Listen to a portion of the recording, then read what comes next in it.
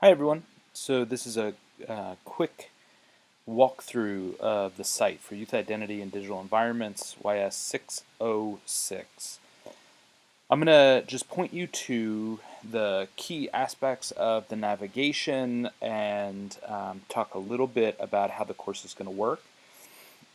I'm sure that there will be things that I've left out, so I hope that you'll use the opportunity to go ahead and link to the contact/instructor info link on the left navigation to go ahead and get in touch with me if anything comes up.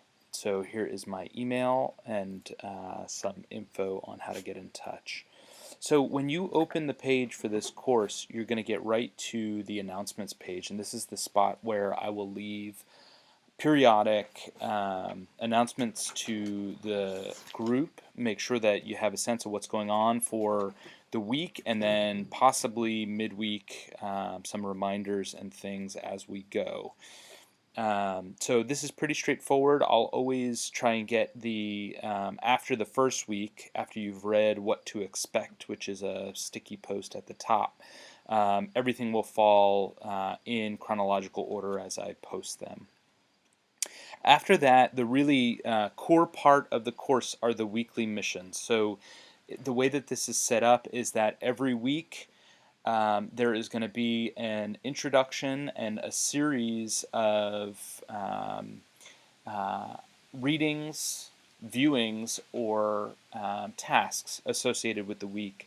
I'm going to skip down to something like week 3, Computing and Identity, where you can get a sense of what this looks like. Everything is accessible in the table of contents over on the left, so if you would like to skip ahead, you can always do that.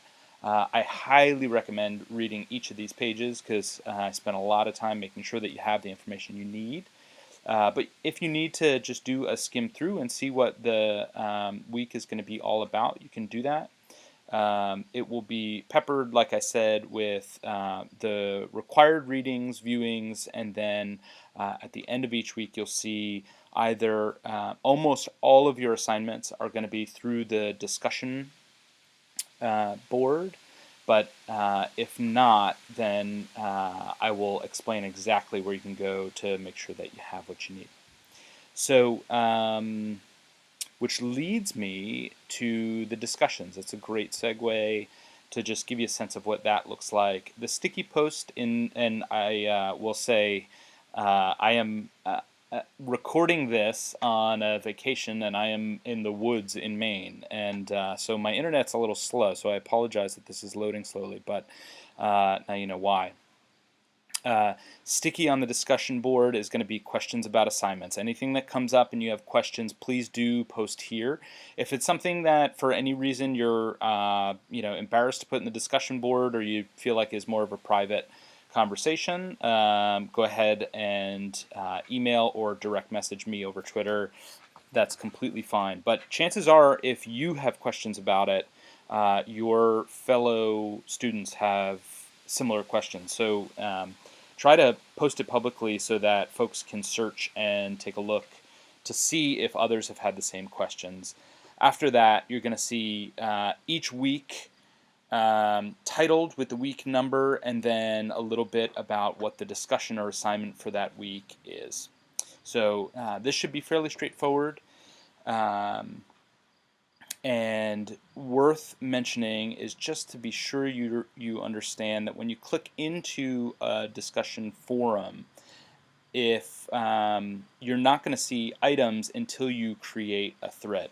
So you will have the ability to create threads in each one of these forums, and that's what I'm hoping you'll do. You make sure that you're creating a new thread each time you are presenting new discussion. We already talked about the contacts and instructor info. The syllabus and course info. To see the full syllabus, you should click on this first link, syllabus YS606. That will give you a full document that gives you everything about the course. Do not rely on what's here in this quick glance, because this is really just an overview. a way to give you a sense of what the course is all about without digging deeply into the document.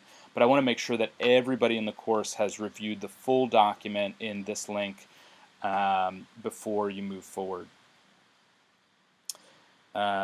So you can see this downloading here in my browser, and rather than going through that, we're gonna click through to the next part of the course.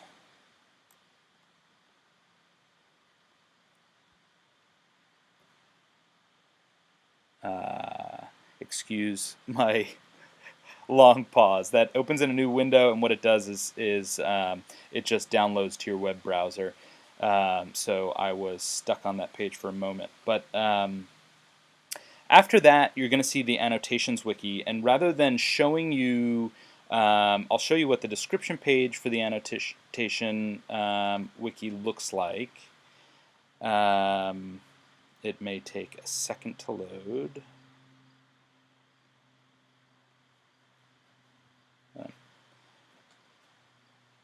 Ignore me. It looks like it hasn't loaded at all yet to this to the live course site. That will be up by the time you see this recording.